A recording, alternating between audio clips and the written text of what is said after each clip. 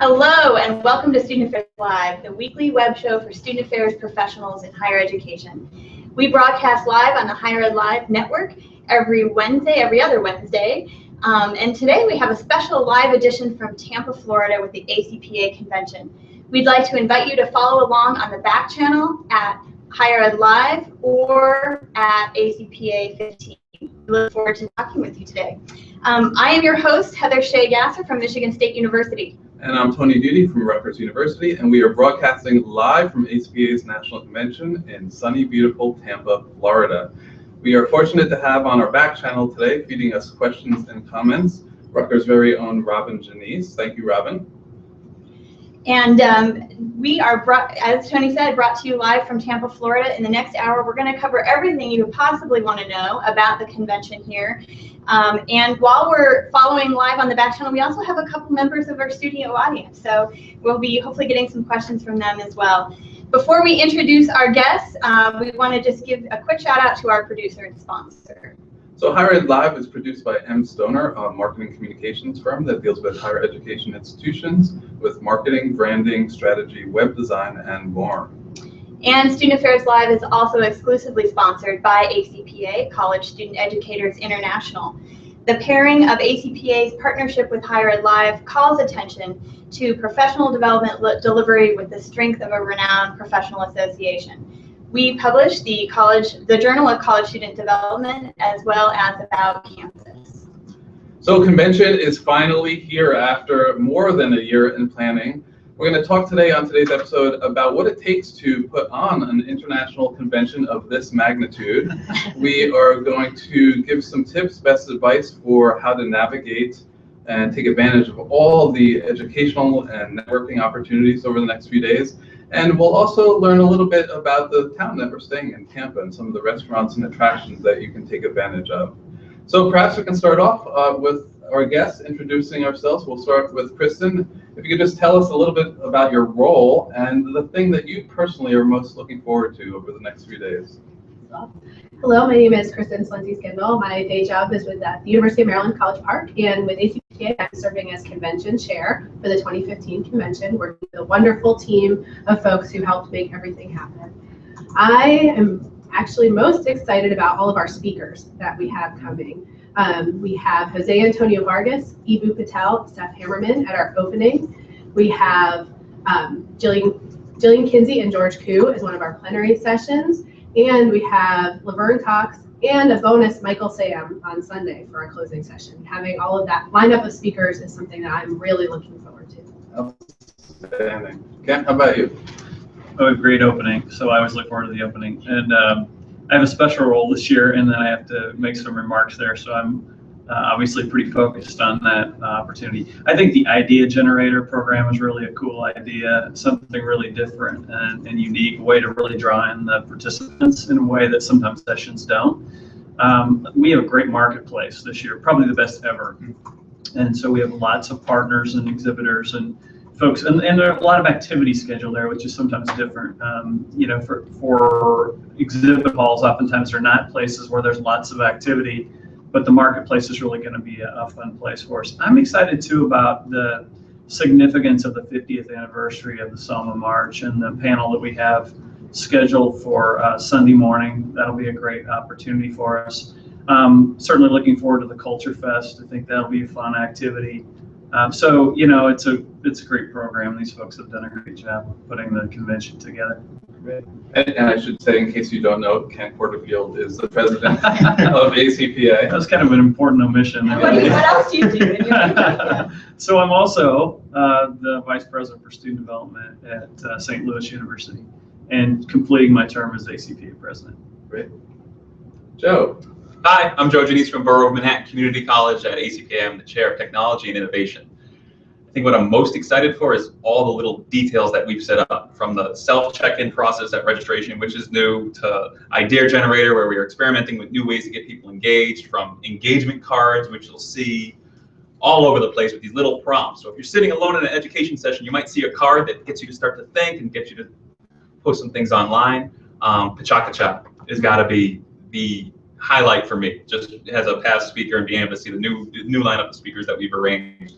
It's going to be an extremely fun event. And then just to be in Tampa, coming from the Northeast, to be out of the snow and in good weather with a bunch of professionals who want to challenge and engage and think. There's a lot of things throughout convention, from the marketplace to even when you check into your hotel. You're going to see that we've added a special touch when you check into your hotel, to your email inbox every morning. You're going to be ACPA everywhere.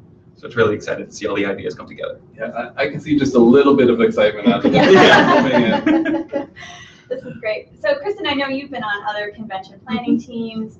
Tell us a little bit about the process of how a convention of this magnitude comes together and how this year's convention has been different than those that you participated in the past. I think all of the convention teams have their own personalities and come together with their own ideas, and every convention builds upon the previous. So the great work of last year's team helped inform the work that we're doing.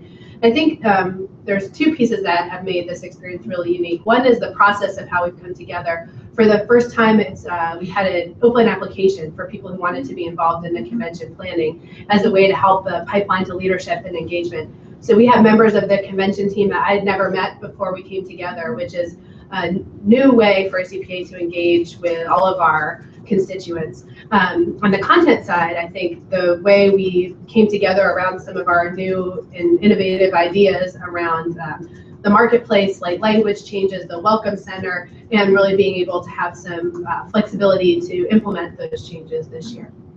Awesome. That sounds great. Yeah, I'm really excited about it. I mean, this is probably my 15th ACPA convention, so I think it'll be exciting to be. And I agree, from Michigan, being in Tampa, there's nothing beats it.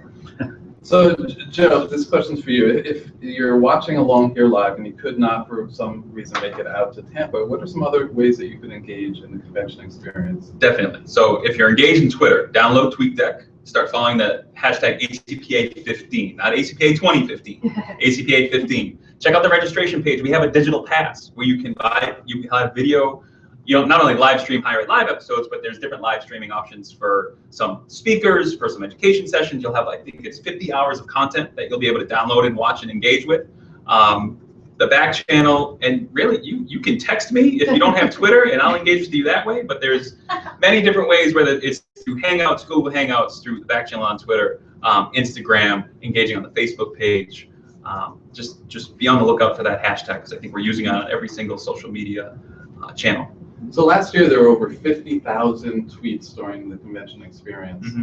Tell us a little bit about the Social Media Command Center. How does that work? Yeah, so we have like you said, we have a command center set up where we're going to be tracking. We have a social media command center crew. So we have a bunch of volunteers who are specifically going to be watching the back channel and engaging with you. So if you're at home at your desk and it's snowing, or you aren't able to catch your flight, or you're in the airport still, you'll have people who are going to be responding to your questions. ACPA 15 is the main hashtag. If you're at convention, ACPA Help is another hashtag that we're watching and informing people. As far as engagement when ACPA is over, we have, I don't know if I'm taking anybody else's answer, ACPA convention continued. So we have presenters who have been, we're putting the call out. So if you presented a session and you think it went really well and the audience wants more, we want you to follow up with a blog post. And we have an editing team that will be producing those blog posts after convention to keep that conversation going. The hashtag for that is ACPA CC, just for convention continue. But the command center, if you're here in Tampa, stop by. It's on the main floor, right by the main escalators. You're going to see all sorts of stats. You're going to see who the top tweeters are. You're going to see we have with Crowd Compass, our mobile app, and you can download this even if you're at home. You can watch the social wall. So all the hashtag from I believe it's Twitter, Vine, Instagram. It'll pull and it'll show you right in your app what's being talked about. It's going to be nonstop, because we're going to have people tweeting a lot. My goal is to beat last year's 50,000 tweets. We're going to go for 75,000 tweets. Oh, that's ambitious. We'll see. We'll right. see. I'm going to be responsible for 10,000 of them, and no we'll go from there. But yeah, there's many different ways to engage. We have the people and we have volunteers who are watching for what you're putting out there online to respond and to help you out to make sure that you're getting the help you need and the assistance and engagement that you want. I know you were kidding about you were going to post 10,000, but Heather and I were looking up your profile last night to include you in the show, and you actually have been Twitter limited because you're still. I have been. Yeah, I was at a convention a few years ago, and I had to create Joe Janice 2 because Twitter actually shut me off. They said, "You're done. You can't tweet for 24 hours." So if you need a Twitter lesson, don't follow Joe. That should be all of our goals, right? To share that much content. Absolutely. So Kristan, this year, I know you alluded to this in your beginning remarks, but we had a major speaker change, last minute speaker change within like a week and a half of convention starting. Amazing recovery. We're really excited about Michael Sam. Tell us a little bit about how that evolved, you know, how did you get Michael Sam? And tell us a little bit about Laverne's message instead. Well, as we started this process last year, we began to draft a list of what's our dream team look like? Who are some people that we could bring to convention, we could learn from? Michael Sam was on that initial list at the time. His career looked a little bit different then, and so we were unable to talk to his agent at that time. We were so happy to have Laverne Cox say she would join us. And we're so happy for her success. I think the new television show that she's filming right now I believe she's in New York, is wonderful. I think that will be a terrific addition to our entertainment opportunities, and the ability she has to keep promoting her message of inclusion from a new platform is really valuable for all of us. So we're thrilled for Laverne. Sad she couldn't be here with us in person. We do have a wonderful message that she's recorded. I saw a preview of already. And so we will hear from Laverne and learn from her via video. And then really the international office and Trisha Fector helped work some behind the scenes magic to get in touch with several agents of various speakers who were suggested to us, both from our original list and then names who came in through Twitter and other venues, from leaders, from other folks who said, what about this person? What about that person? And we even contacted the White House to see if Dr. Biden could join us on short notice. And fortunately, Michael Sam's new filming schedule for Dancing with the Stars better aligns with ACPA, and so he will be able to join us in person this weekend, and we're thrilled. Is he going to do any dancing? I don't know if that's the case. He hasn't started the show yet. Oh, so we might be a little rusty. Yes. Yeah. We could have a dance off. We have some volunteers here. I think we can get Cabela to dance, right? Probably. Yeah, I think we probably could. And be on notice. That sounds great. Well done with the last minute save. I know that's always a lot really of challenging. excitement. A lot of excitement. Yeah, that's great. So this is my first time in Tampa, and I had an opportunity last night to go out to a wonderful restaurant, the Columbia, right on the waterfront, for some Spanish cuisine with some colleagues. And I don't get paid for that endorsement, by the way. What are some of the restaurants, attractions, things to do that folks might take advantage of while they're here in Tampa? Well, there is a lot to do within walking distance. The aquarium and the history center are right here. We're on the Riverwalk, which extends throughout the downtown area to take advantage of the sunshine that we have. Ybor City is a trolley ride away. It's the historic part of Tampa, and with your convention name badge, you do have half-price tickets on the trolley. And Carne Steakhouse is in Ybor City. If you are a steak eater, it is one of the best steak houses in the U.S. It is a culinary experience. In addition, Taco Bus is in walking distance. That was actually featured on the Food Network recently and is a favorite of the convention team. And if you want something close by, the Jacksons across the river here has quick lunches and dinners and a short walk distance. And is Taco Bus a bus that I have to track down, or is it a restaurant? It is a restaurant. I believe they also have a food truck, but the restaurant is within walking distance. And right by the Taco Bus, there's a juice bar as well that has become a favorite of the convention team members. Excellent, can't wait. Any other suggestions of Yeah, places? Maybe the attraction that I hear the most is the weather. Folks have commented about that. Of course, the views are pretty spectacular as well. So just being outside and walking around seems to be an attraction for a lot of folks. Yeah, we've taken a beating in much of the country. This is true. Yeah. This is true. So a lot of people are getting off the plane and breathing in the nice warm air. I also understand that the Strawberry Festival is happening this week in Tampa. I don't know too many details about it yet, but I hope to find some time after closing to go investigate. And the strawberries are in season, so Publix, I think, had some sale on that, which is also a short walk. And Publix in Florida is a destination grocery store for folks. Joe, you got any favorites? I was going to say Publix. I went there the first day I got here, and the pub subs were they had a line. Like, it was like the main attraction in the supermarket was this deli line where you get I got the chicken tender sub, which was delicious. But yeah, the inexpensive food options, literally a 5-minute walk right down the street. Yeah. Thank you.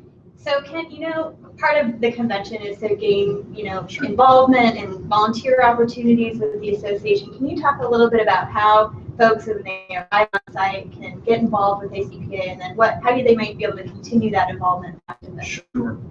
I think there are a lot of pathways. So there's a Convention Colleagues program that is a good way to match folks up early on with somebody who's been at the convention a few times, and so it's sort of informal mentoring, I guess. There is an ACPA Grow program that really is a mentoring program, and we're actually expanding that and providing a digital platform which will make possible for mentors and mentees to be connected year-round. We've not been able to provide that kind of connection before, at least digitally. We have an involvement team through ACPA that is constantly looking at ways to try to connect people to different opportunities. We have Celebrate CPA, where all of the commissions and coalitions and task forces and state chapters and every organization within ACPA that you can imagine is there. So you have an opportunity not only to interact with people, but that people will be handing out information, telling you a little bit more about how to get involved. So there are lots of ways, I think, to grab and connect folks. The other thing is we try to make pathways to leadership more open and inclusive, and creating greater access. So just like the convention team, you can actually, having never had any experience whatsoever planning a convention, you can still apply and be a part of planning a convention. And we try to balance those opportunities with individuals who've been more experienced or who've had that experience, so that they can cultivate and bring others along. So if there's something that we do particularly well in ACPA, I think it's creating lots of different pathways to involvement. In addition to that, we do have on-site opportunities to volunteer to help make the convention happen. So if you have a hole in your schedule when you're here and you want to network with colleagues and find something to fill that hole, there are lots of ways to volunteer, and all of that's available at the Welcome Center. I should also mention, I'm going to mention it at the opening, we have ambassadors who are also here especially to greet and interact and connect with folks. So think of it like first year student orientation.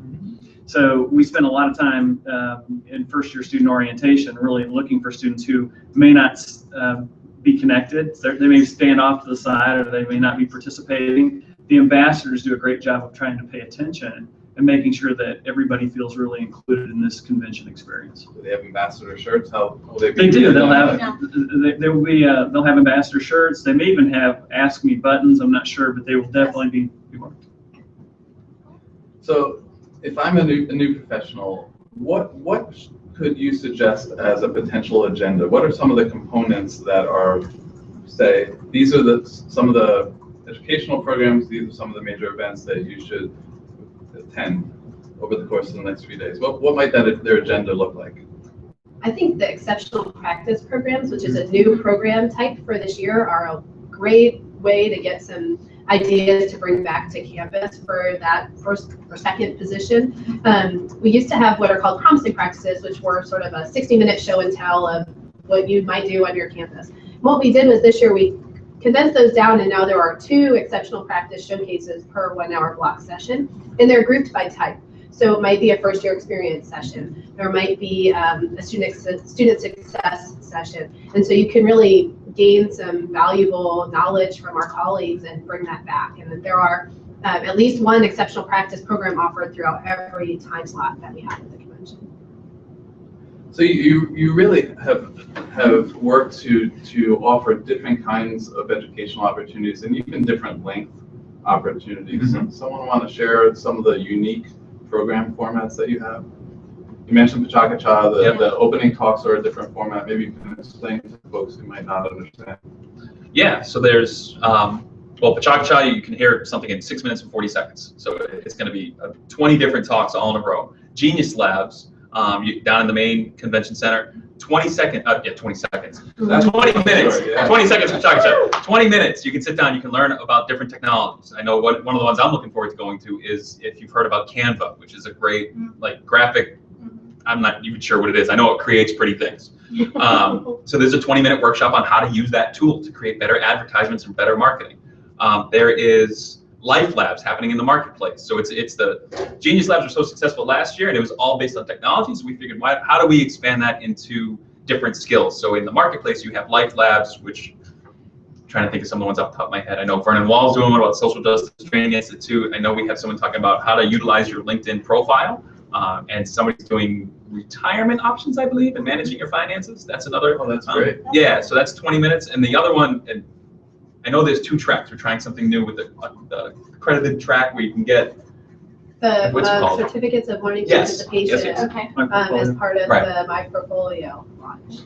Yeah. Do you want to talk a little bit more about My Portfolio? Because I think that's a really exciting new addition to what ACPA offers its members. Yeah, so the prototype is in development right now, but it's a digital platform that allows you to, and it's really based on ACPA and NASPA's professional competencies. So it's very competency based, but it allows you to map and track, document your professional development so that it's more planful.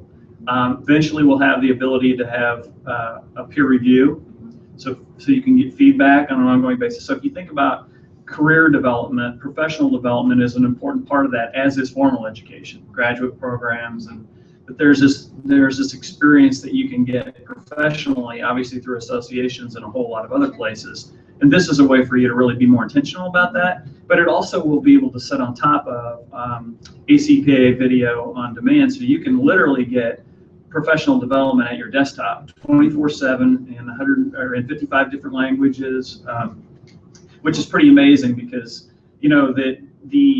this is all about now multiple formats. Face-to-face formats, but digital formats are really critical and provide sometimes really just-in-time education and training that folks need. That tool gives you a way to really map, keep track of that, be intentional about that, get feedback about that. And we believe that we're in the business of helping people build careers. So that's an important component, and will be, I think, an incredible value to our members. And ACPA Video on Demand is already available. There's some really fabulous content that was actually filmed at your own campus. Well, the inaugural series is on racism in the academy, racism in America, and it's a 4-part series that'll be released. I think March 7th is the actual release date. It was actually filmed on site at St. Louis University and in St. Louis, where, if you're familiar with St. Louis, you know that the Ferguson community is a suburb of St. Louis. So it seemed like a logical place to be able to do some work. We had the Naylor film crew come out. Cindi Love acted as the moderator, and we had, I don't know, maybe 15 hours of continuous video that is now being edited into a 4-part series. So we're really excited about that. So before you get to the last question, so from Twitter, someone would like to know if there's a place that they can go to find out the best restaurants around campus. Is Visit Tampa, for those who don't have Yelp installed on their phone. I know we're putting together a list. It's going to be part of, so one of the new ways to engage folks is, if you've ever been on a cruise and you get your daily cruise compass, which tells you what happened today, because by time Friday, you're going to be thinking, what day of convention is this? I don't know what day of the week it is. Just tell me what day of convention it is. We're going to send out those messages every morning and every night. And I know we're working on curating that list to say, check out these restaurants tonight for dinner, or check out these restaurants today for lunch. So it will be online. It's probably going to be on the ACPA Convention blog. So go to the ACPA Convention website and you'll see the information there. And we'll be sure to post it on Facebook and Instagram and YouTube, and not YouTube, Twitter. Yeah. I have another question that's not on our thing. But I think one of the really strengths of ACPA is our ability to generate and disseminate knowledge. And there are many different program types that actually allow our attendees to connect with scholars, leading scholars in the field who are doing incredible work through different programs. I don't know, Kristan or any of you want to talk a little bit about that? Gosh, looking at the program book, it looks like my textbook list from Who's graduate who? school. Yeah. Yes. And all those folks are here. And they're presenting in several different ways. We have the research paper and poster sessions that are happening. Those are similar to the exceptional practice, but focused on a research format. And it's a mix of newer folks to research as well as experienced researchers sharing their scholarship. In addition, we have several extended sessions and panels featuring all of the scholars that we know and appreciate in the field, sharing their knowledge and continuing to advance their own research as well. In addition, we have the awards opportunity that will recognize all of the award winners contribution to knowledge winners and other folks in that way. And I think what I'm really excited about, and Joe alluded to the convention continued, but the proceedings opportunity. And so for all presenters to have the opportunity to take what we do in a presentation setting and capture that in a format that will live on and be searchable on the internet, something that we can use. I know I've gone to sessions and then gone back to campus and thought, really, what did they say? What was that resource?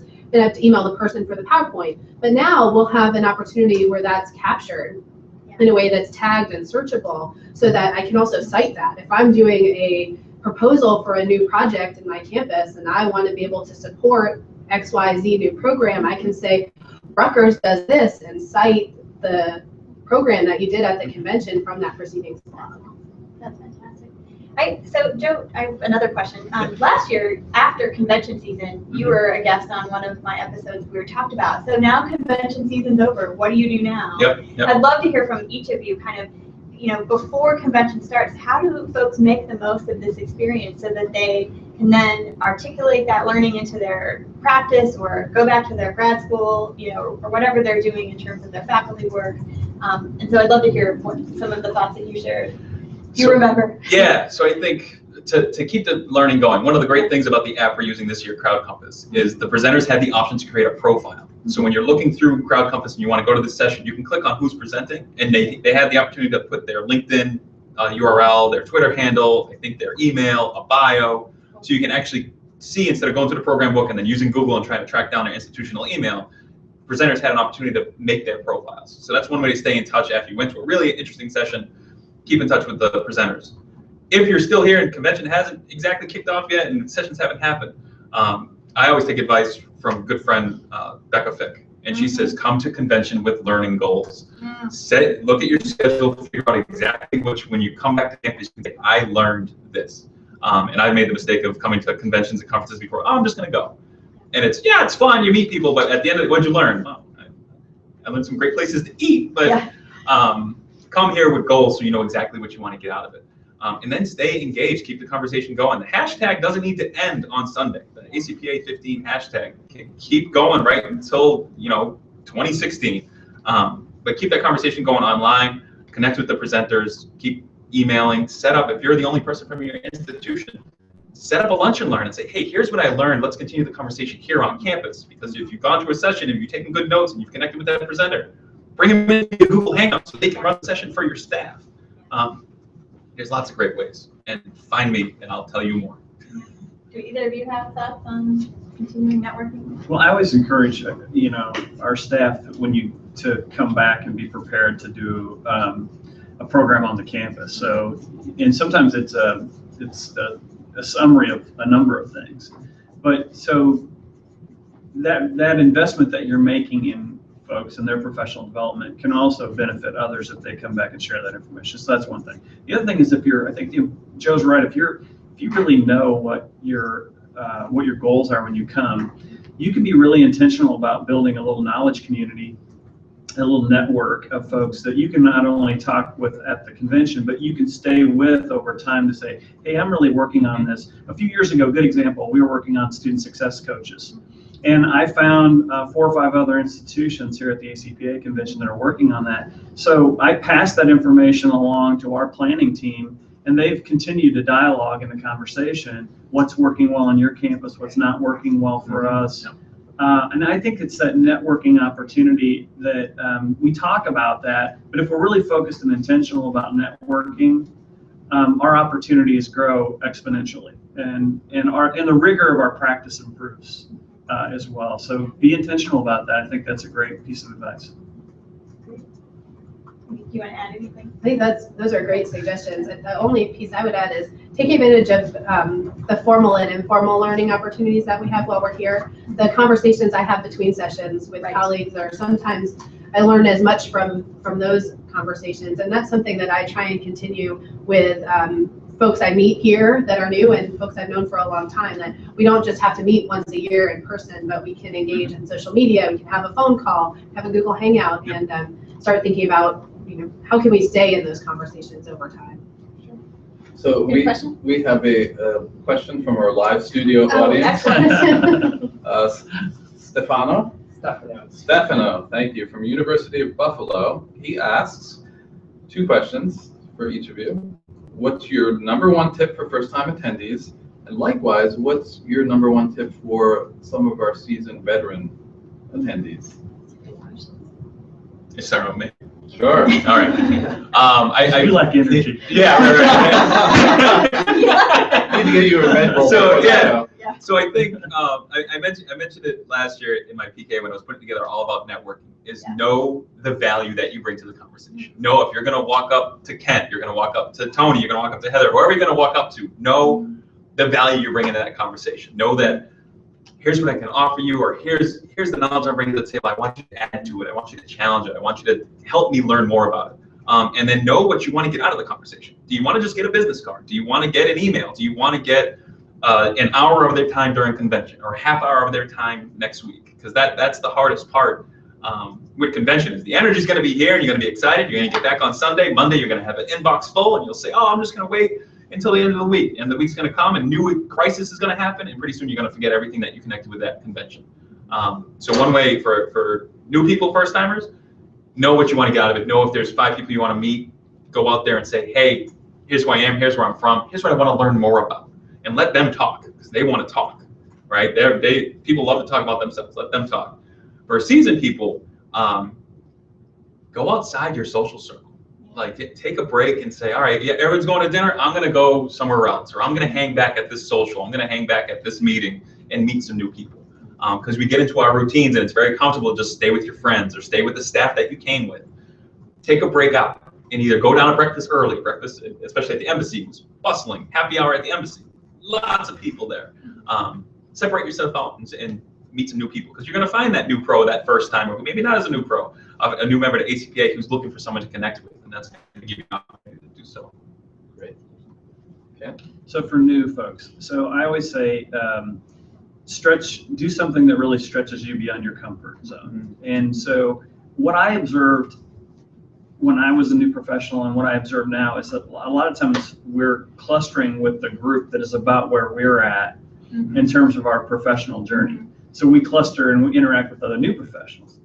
But you got to push yourself sometimes to interact with folks that are a little more seasoned or senior, because it's a great opportunity that you might not always have on your own campus. Go to sessions that you feel might be a little bit beyond you, that really push you and stretch you. I think conventions provide such an incredible opportunity for that, and that is my ACPA. Sorry, one of the reasons that I came back was because I had access that I just never imagined that I would have to the most brilliant thinkers and practitioners in the field. If you're a seasoned person, I'd say that there's a similar theme there, but the theme may be maybe do pa-cha-ka-cha, maybe do something that stretches your comfort zone. Always present with people from beyond your institution if you can, and especially if you're a senior or a mid-level person, been in the field a few years, present with new professionals. Bring new people into the fold to create new opportunities. Mentoring has to be really intentional, and it's all of our responsibility if we're going to grow new professionals into seasoned professionals, and if we're really going to improve the quality of education. So we all have to stretch, and I think doesn't matter whether you've been in the field 25 or 30 years or whether you've been in 2. The same logic applies. Gosh, I think back to my first ACPA was with Heather, actually, and I didn't really know anyone. I was the only graduate student for my institution, and I felt like ACPA was family. I could go up to anyone, and folks here are just so kind and welcoming. So for first-time attendees, I say take advantage of that kindness, and don't be afraid to introduce yourself to anyone, whether that's Susan Comavez or the person sitting next to you who's getting coffee in the convention center. I've made so many connections with folks just by saying hello, and I think that's something that first-time attendees, all attendees, shouldn't be afraid to engage in conversation with everyone who's here, because I think ACPA, for me, is a family and feels like an opportunity to engage with folks, whether it's for 5 minutes or 3 hours. And I think the seasoned folks to engage with everyone as well, as Ken and Joe have said, to get outside of your circles a little bit, and if you're in line at the Starbucks, to talk to the person who's next to you. The mentoring advice that I've gained from some of the seasoned folks has been invaluable in my career, and I think the opportunities to talk with Ken while we're here is something that helps me now and will benefit forever. Sort of, I think, practical piece, we do have some programs specifically geared towards some of the more seasoned individuals coming. There's the SSAO Senior Scholar Lounge, and then there's a entire track of programs set aside for that group. And I think some of our special panels, especially the 50th anniversary of the Selma March and the Voting Rights Act, and looking back on the past 50 years and thinking forward to the next 50 years is something that is important for all of us to attend. You know, I think something you said, Ken, this concept of stretching yourself, particularly for veterans who get stuck in a particular way. There's got to be a dozen new program formats that didn't exist even 3 years ago that people can explore and try and say, not for me, or yeah, this is great. You mentioned in particular Pachaka-Cha and stretching yourself. We've got two former presenters here, and I've been preparing for one. And a plug for Pachaka-Cha. Mine will be at 6:39 if you want to come and see it on Saturday night. 6:39, right? Sharp. Yeah, putting it on. Yeah. And I have to say, in 20 years, it's probably the most stressful presentation preparation that I've ever had, and I think they will attest to it.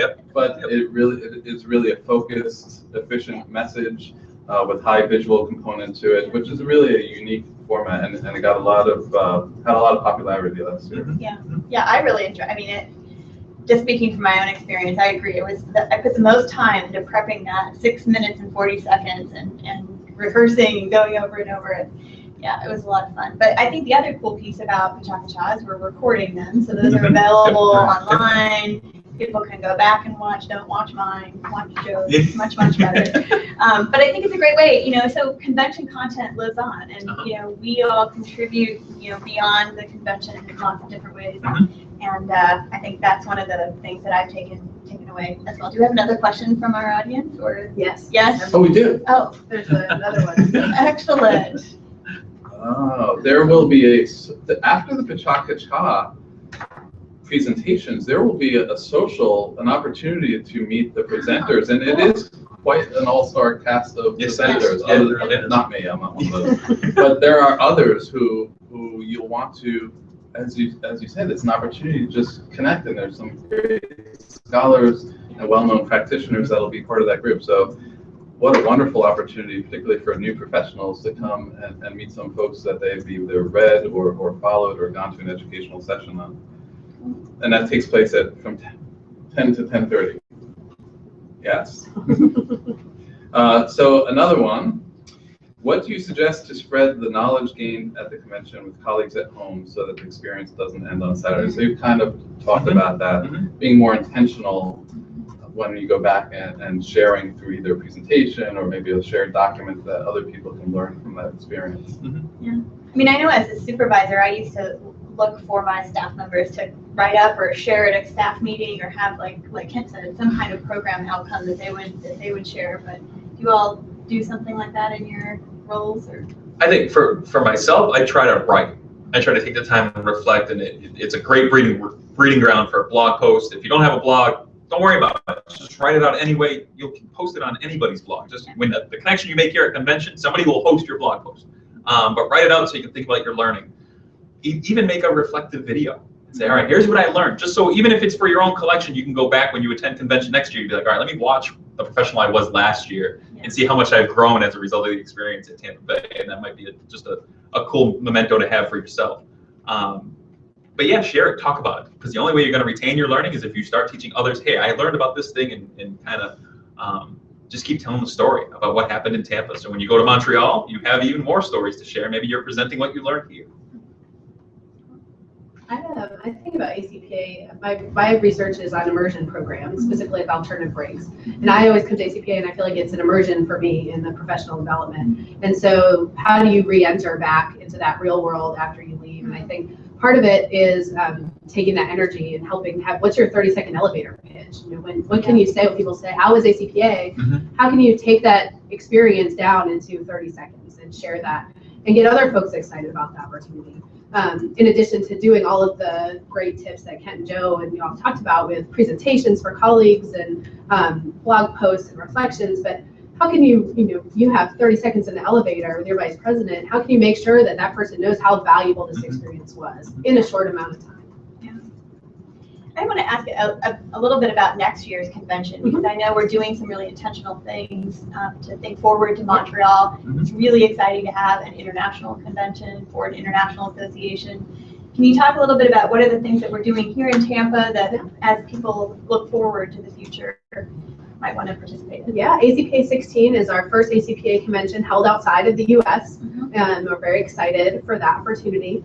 And the ACPA 16 team and the caucus, which is the Canadian Association, similar to ACPA, can't think of the actual acronym right now, they will be co-hosting a booth in the marketplace where they'll be doing passport pictures for folks who need a passport picture, so take advantage of that. They're also doing on-site registration, and with every time you register on-site, you're entered to win a raffle for reimbursement for passport fees, in addition to, not that we need it here, but for going home, a 5-foot scarf or a beanie to use in Tampa, so extra incentive. And mittens that are device friendly. So you put those in your suitcase for when you go back home to somewhere where it's cold and save it for next year. We also collaborated really intentionally with the ACPA 16 team. I think in our learning from working with the 14 team, how important it is to have overlap so that we're not recreating everything new every year. We've been really engaged with the 16 team and helping them learn from everything that we've learned from so that they can make new mistakes next year. And so we've been working closely together. In the closing session, we'll have the information about Montreal. Will really kind of have a nice lead into that. Additionally, we started this year with signs that we've printed having available online information in different languages.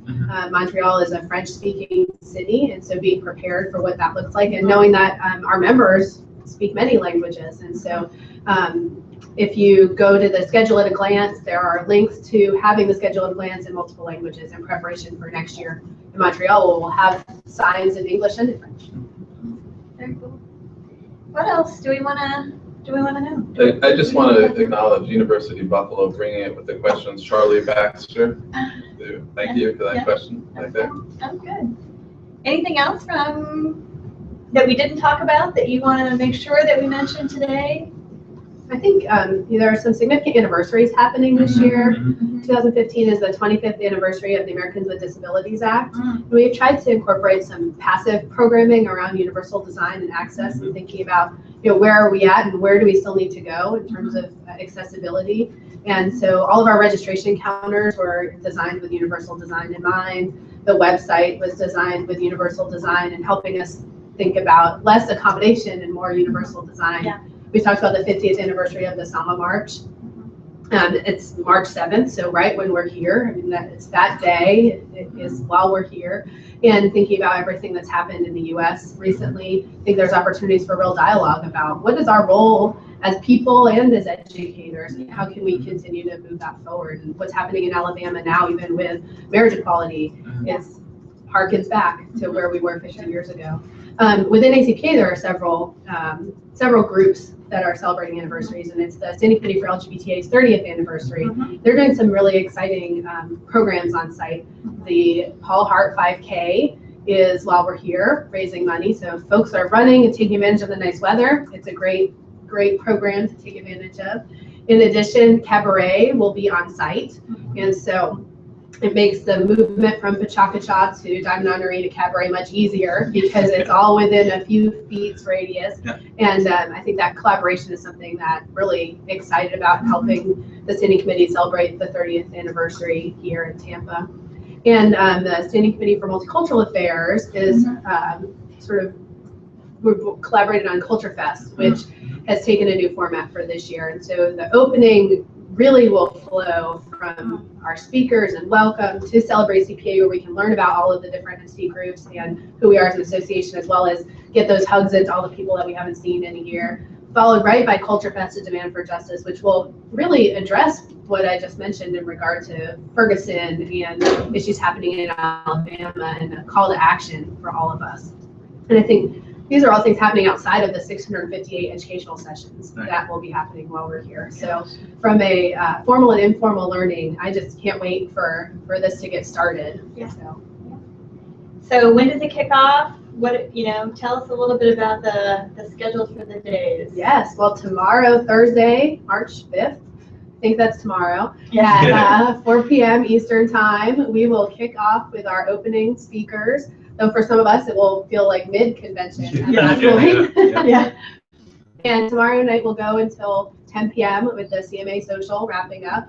And then Friday morning, our sessions start at 8 a.m. and Association Awards ends at 10 p.m. And there's everything in between. Saturday is a similar schedule. And Sunday we close by 12:15 with our closing speakers will come on at 11 a.m. on Sunday, and we will send off to Montreal that afternoon. Very good. We have another question. Ooh, can you each share one of your memorable moments from conventions past? Just a single memorable moment. That's hard. Well, I've only been to one, so I'll start. So this is only my second convention. I think my memorable moment from last year, it's a combination between seeing the new opening format, because I'd never been to a big convention that had three very diverse speaker topics that were as funny and as enlightening and as engaging as they were, to the Pachacacha night was just unbelievable. And I think one of the aspects that surprised me most about Pachacacha is you're at a convention that's all higher ed, all education, and Pachacacha, it's really, you're hearing stories from your peers that you would have never thought of. Like, we have some speakers, there's one speaker that's going to be speaking about tying assessment to ballroom dancing.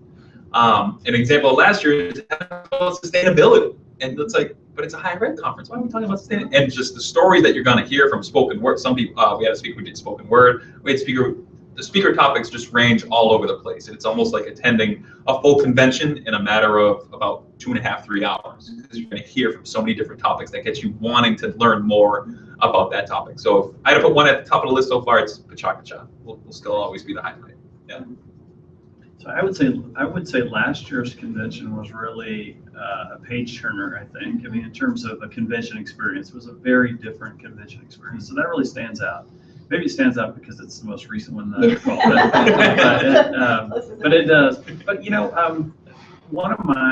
one memory stands out back in, I want to say it was 92, it might have been 93. I think it was 92 in San Francisco. And I went to a session where Pascarella and Terenzini were presenting their research. And I was a brand new professional and in way over my head.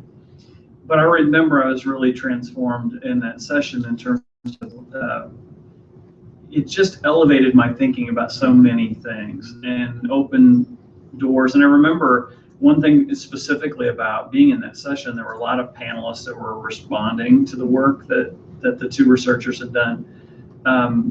And there were, so some new professionals and grad students were being called to stand up and also provide opinions and insights. I got called upon. I don't remember what I said. I'm sure it was groundbreaking stuff. But you know what? That made a huge impression on me about access to scholarship and the opportunity to contribute. And my good friend Scott Brown always reminds me that we all have some obligation to contribute in a profession, and it's your peers that determine whether you have anything really meaningful to say. You don't get to make that determination yourself. Your role is to contribute and let others make those judgments. And that was my first experience like that, was back, and it was transformative. It changed the way I thought about myself. It changed the way I thought about being a member of a professional group. And it's one of the things that I've always tried to pass on in ACPA. So that's there have been many things that have happened since then, but that was really a pivot point for me, I think. Just to pick one. I know. There are so many. I think what's standing out for me right now is the 2008 Atlanta convention. Carol Gilligan was our closing speaker. At the time, I was doing a lot of work around women's leadership, and to hear from this scholar who I had read her book so many times and highlighted and tagged it, and to hear the stories of her talking about her research firsthand and what led her to the work that she did really helped me even rethink how I consume information, and remembering that there's always a story that gets to where we have the theory that we use to inform our practice. And so I remember that was an emotional moment. It was at the end of the convention, so I was Yeah. tired, but it Yeah. also really struck me, and I think that's why the speakers really always, I think, real speak to me. That was a very memorable one. Yeah. Tony, what about you? I want to know Yeah. what you think. Your responses to this question. Oh, you're putting me on the I'm spot. putting you on the spot. My most memorable moment? Yeah. I'm a rookie. I've only been coming since 2010. I really enjoyed last year, and there's a saying like growth and comfort don't coexist, and I think I saw the association take a big leap forward, and this team has continued that momentum and just experimenting and trying. There's so much happening in change in education and pedagogy for our students. Seeing that applied back to our profession, to me, was a huge breakthrough, and I think that will perpetuate over the next few years. And just seeing the folks embrace that and come back to it was the most fulfilling moment for me. Cool. How about you? Oh, yeah. I guess I would probably go back to the relationships that I've built through the association and the people who have fostered and connected me to other groups. My mentor, Paul Shong, I'm actually meeting up with him later this afternoon to just talk about some co-work that we're doing. He and I presented together at my first ACPA, and that was formative. I mean, I think that initial bringing in a new professional to co-present with is a really important initial introduction into the association, into creating professional development opportunities. So I think that'd probably be what I say, is relationships that I've formed, and then coming back, like Kristan said, to your family every year, participating. So I think we're almost at time. I think so. Should we preview the rest of the things that we're doing here? Yeah, It's kind of exciting. So for Higher Ed Live, we have 3 upcoming shows, kind of.